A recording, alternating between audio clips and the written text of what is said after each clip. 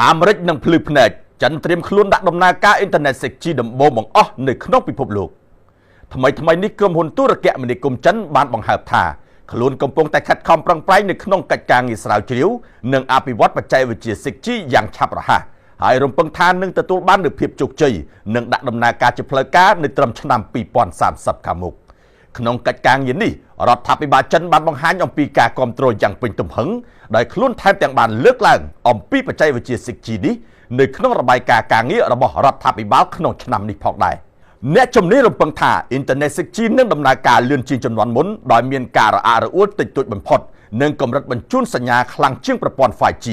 បច្ចេកវិទ្យា 6G នេះនឹងអាចតភ្ជាប់ជាមួយនឹងប្រព័ន្ធទាំងលើគោកក្នុងសមុទ្រលើអាកាសនិងលំហអវកាសហើយប្រទេសចិនសង្ឃឹមយ៉ាងមុតមាំថា5ឆ្នាំទៀតតែប៉ុណ្ណោះបច្ចេកវិទ្យា 6G នឹងត្រូវបានប្រើប្រាស់ជាលក្ខណៈពាណិជ្ជកម្មតែម្ដង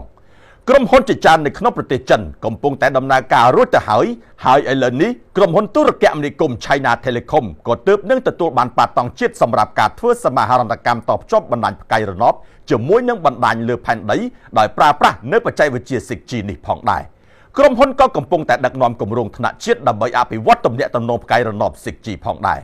ជាមួយនឹងគ្នានេះស្តង់ដារ 6G ផ្លូវការដំបូងគេបង្អស់រំពឹងថានឹងបង្កើតឡើងនៅក្នុងឆ្នាំ2029ខាងមុខ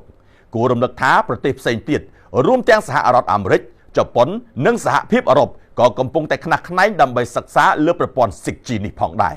តែយ៉ាងណាក៏ដោយកាលពីខែកក្កដាឆ្នាំមុនចិនបានធ្វើឲ្យប្រទេសជាច្រើនភ្ញាក់ផ្អើលក្រោយវិស្វករខ្លួនបានបង្កើតបណ្ដាញសាកល្បង 6G ដំបូងបង្អស់លើពិភពលោកតាមរយៈការប្រើ AI